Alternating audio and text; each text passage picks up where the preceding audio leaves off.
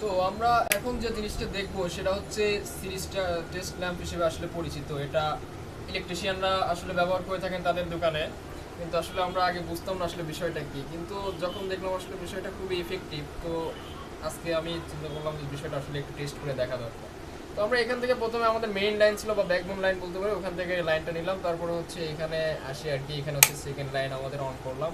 আর ঘটনা হচ্ছে এখানে একটা মানে তারটা আসলে মানে একটা সুইচের মতো কাজ করতেছে, এখানে জিনিসটা কাটা আছে আর কি। সো এখন যদি আমি এটা দিই তাহলে দেখবো যে লাইটটা জ্বলতেছে ফুল ব্রাইটনেসে। দ্যাট মিনস একটা লাইট 220 ভোল্টে আছে আর কি, 220 ভোল্ট সাপ্লাই পাচ্ছে, সে পুরোপুরি ব্রাইটনেসে জ্বলতেছে। এই জিনিসটা আসলে এই লাইট জ্বালানোর জন্য আসলে বিষয়টা না, বিষয়টা হচ্ছে আসলে অনেক জিনিসপাতি টেস্ট করার জন্য। কারণ এটা যেহেতু সিরিজ আছে, একটা লাইনের মাঝখানে সিরিজ অংশের থেকে কাটা আছে, তাহলে এই জিনিসের সিরিজের মাঝখানে যদি কোনো রেজিস্ট্যান্স নিয়ে আসা যায় সেখানে একটা ড্রপ দিতে পারে। তো এটা আসলে চেক করা হয় বিভিন্ন জিনিস ঠিক আছে কিনা। এর মাঝখানে যদি কাটা থাকে তাহলে দেখা যাচ্ছে যে লাইনটা দেখা যাচ্ছে যে ওপেন লাইন থাকবে, সেখানে কোনো কারেন্ট ফ্লো হবে না, দ্যাট মিনস আমার লাইটটা জ্বলবে না। আর যদি দেখা যাচ্ছে কোনো একটা কয়েল বা যে কোনো একটা ট্রান্সফর্মার, যেরকম এখানে আমার একটা ট্রান্সফর্মার আছে, এই ট্রান্সফর্মারটা টেস্ট করার পিছনে আসলে দুটো উদ্দেশ্য আছে। আপনারা লাস্টে হয়তো জিনিসটা করতে ফিল করতে পারবেন। তো আসলে আমরা ফার্স্টে এই জিনিসটা ট্রান্সফর্মারের যদি আমরা এই যে প্রাইমারি সাইডে যদি ধরি এখন, তো আমরা যে জিনিসটা দেখবো সেটা হচ্ছে, দেখা যাক কি হয়। এখন দেখেন এখানে দেখা যাচ্ছে যে লাইটের ব্রাইটনেসটা অনেক কমে আসছে। কারণ হচ্ছে আসলে আমরা যখন সিরিজে একটা ট্রান্সফর্মার দিচ্ছি, সিরিজের মধ্যে দেওয়ার কারণে এখানে দেখা যাচ্ছে ট্রান্সফর্মারের প্রাইমারি সাইডের যে কয়েলটা আছে এর মধ্যে রেজিস্ট্যান্স এবং রিঅ্যাক্ট্যান্স আছে। এই রেজিস্ট্যান্স এবং রিঅ্যাক্ট্যান্সে কিছু পরিমাণ ভোল্টেজ ড্রপ দিচ্ছে, যার কারণে দেখা যাচ্ছে সিরিজে 220 ভোল্টের সাথে ভোল্টেজ ড্রপ দেওয়ার কারণে সেখানে আরও বেশি ভোল্টেজ কমে যাচ্ছে এবং লাইট ফুল ব্রাইটনেসে জ্বলতেছে না। এখন আমরা সেকেন্ডারি সাইডে আসবো, দেখি এখানে তিনটা টার্মিনাল আসলে বের হয়েছে। আসলে এখানে মানে বলা যায় আর কি ওই অটো ট্রান্সফরমার মেবি আর কি, ওই যে মানে মাঝখান থেকে আর কি একটা তার বের হলে পরে দেখা যাচ্ছে 50% কয়েলের মধ্যে থেকে তার বের হয়েছে, যেটার কারণে ভোল্টেজ 50% করে দিচ্ছে আর কি, টার্ন রেশিও 50% আছে। তো আমরা দেখবো এই কয়েলটা ঠিক আছে কিনা। যদি ঠিক থাকে তাহলে তো আপনার মনে করেন, যদি শর্ট না থাকে, কোনো ইনসুলেশন পুরো না থাকে, তাহলে যে জিনিসটা হবে ফুল ব্রাইটনেস পাবে। যদি না থাকে তাহলে পাবে না, আর যদি থাকে তাহলে ফুল ব্রাইটনেস পাবে। ঠিক আছে, আমরা দেখি কি অবস্থা। ওকে, আমরা এখানে দেখতেছি যে লাইটটা ফুল ব্রাইটনেসে জ্বলতেছে, তার মানে কোনো না কোনো জায়গায় হয়তো বা এই তারটার ইনসুলেশন নষ্ট হয়ে গেছে, মানে এই যে ট্রান্সফরমারটা এখন আর ভালো নাই বলা যেতে পারে। আচ্ছা, আমরা আরও যে কোনো এখানে দুটা জিনিসের মধ্যে এখন নিয়ে দেখি যে কী অবস্থা। এখানেও এই একই অবস্থা, তারটা ফুল ব্রাইটনেসে জ্বলতেছে, লাইটটা ফুল ব্রাইটনেসে জ্বলতেছে, তার মানে এখানে বলা হচ্ছে যে এটাও আর কি প্রবলেম আছে।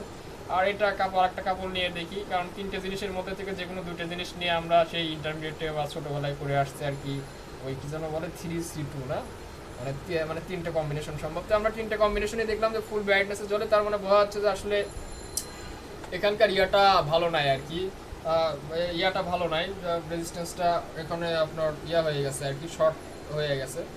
এখন বিষয় হচ্ছে এখানকার যে ঘটনা ছিল সেটা হচ্ছে, আপনারা এখন এর কাহিনীটা দেখবেন। আসলে ট্রান্সফরমারটা দেখেন এই সাইডে আসলে পুরা আছে, এই সাইডটা পুরা থাকার কারণ হচ্ছে আপনার এই সাইডটা হচ্ছে আপনার মেইনলি এখানে প্রাইমারি দুটো সাইড দেখা গেলে ওই নিচের উইন্ডিংটা আসলে হচ্ছে প্রাইমারি উইন্ডিং, উপরের উইন্ডিংটা হচ্ছে সেকেন্ডারি উইন্ডিং।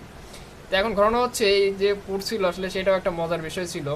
তো আপনারা জানেন যে ট্রান্সফরমার প্রাইমারি এবং সেকেন্ডারি উইন্ডিংয়ে হচ্ছে আপনার একটা টার্ন রেশিও মেনে চলার পরে মানে ভোল্টেজটা হয় আর কি। ভোল্টেজ আপনার যত বেশি টার্ন রেশিও থাকবে ভোল্টেজ তত বেশি ইনডিউসড হবে, এবং কম টার্ন রেশিও মানে কম পাক সংখ্যা থাকলে সেখানে আর কি আপনার কম ভোল্টেজ ইনডিউসড হবে।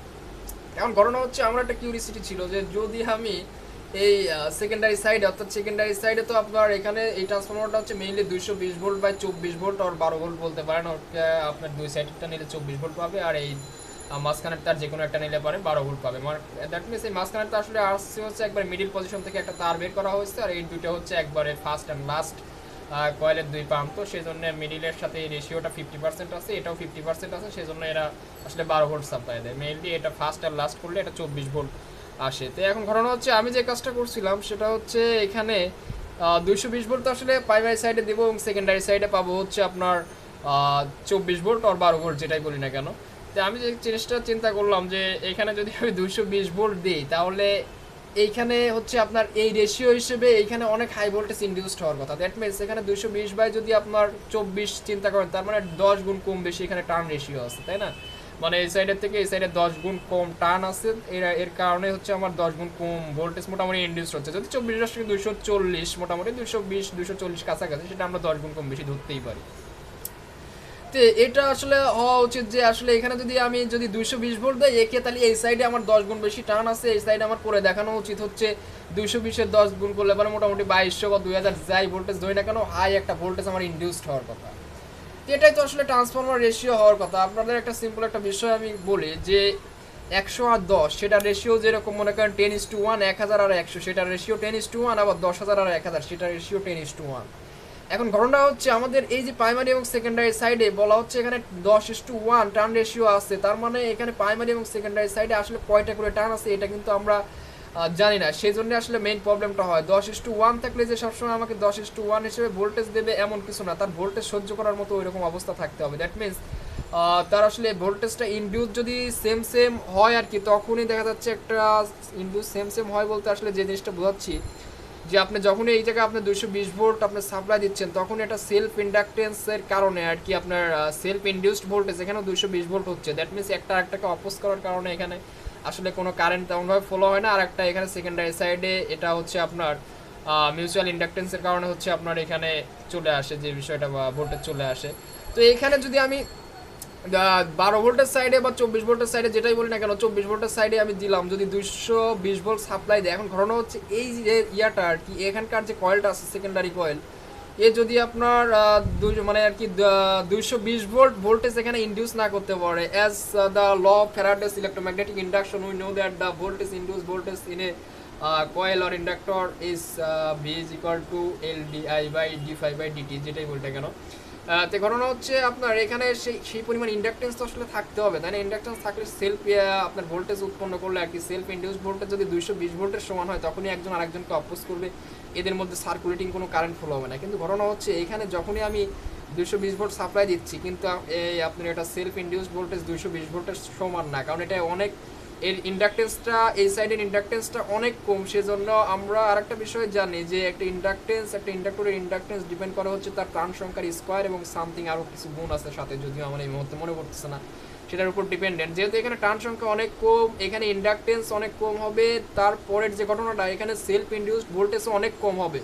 এর কারণে আমার 220 ভোল্ট যদি এখানে দেয়, এখানে যে ভোল্টেজই উৎপন্ন করুক 220 ভোল্ট অবশ্যই হবে না, সেজন্য এখানে একটা সার্কুলেটিং কারেন্ট ফ্লো হবে এবং এত হাই পরিমাণ কারেন্ট ফ্লো হওয়ার কারণে এখানকার ওয়েন্ডিংটা পুড়ে যাবে। এবং ওয়েন্ডিং পুরার কারণে আসলে সেদিন যে বিষয়টা হয়েছিল, আমি এতটুকু শিওর ছিলাম যে পূর্বে কিনা আমি শিওর জানি না, কারণ আমি যখন এই কোশ্চেনটা কোনো একজনকে করছিলাম তখন আমি আসলে সন্তোষজনক জবাব না পাওয়ার কারণে জিনিসটা আসলে ক্লিয়ার ছিল না, এবং আসলে ক্লিয়ার হওয়ার জন্য আসলে এই জিনিসটা টেস্ট করতেছিলাম। তো আমি জানতাম যে হয়তো পড়তে পারে, সেটা কোনো বিষয় না, একটা ট্রান্সফর্মার পড়বে সেটা কোনো ঘটনা না, কিন্তু সর্বোচ্চ আমার সার্কিট ব্রেকারটা পড়ে যাবে, ওখান থেকে আমার বাসায় যে সার্কিট ব্রেকারটা আছে সেটা পড়ে যেতে পারে, এর বেশি অন্তত কিছু হবে না। তো ট্রান্সফরমারটা দেওয়ার সাথে সাথে অবশ্য মানে এটা মানে হলো এখানে স্পার্কিং হওয়ার সাথে সাথে আস্তে আস্তে পড়তে শুরু করলো, এবং পরক্ষণে দেখলাম হচ্ছে বাসার লাইট টাইট বন্ধ হয়ে গেছে, সার্কিট ব্রেকারটা পড়ে গেছে। তো এটা আসলে কোনো বিষয় না। তো আমি যে বিষয়টা জন্য এই যে করতেছিলাম যে সেটা হচ্ছে আমরা আসলে এই সিরিজ টেস্ট বোর্ড যেটা আমরা দেখলাম, এটা আসলে অনেক গুরুত্বপূর্ণ একটা জিনিস, যে এখানে আসলে আমাদের সার্কিটটা ঠিক আছে কিনা এটা টেস্ট করার জন্যই আমরা আসলে এটা আর কি টেস্ট করলাম আর কি। যাই হোক, এই তো আর কি, আর কিছু বলবো না, অনেক ভিডিও লেন্থ অনেক বেশি হয়ে গেছে, তো ধন্যবাদ, এই তো আর কি, ঠিক আছে।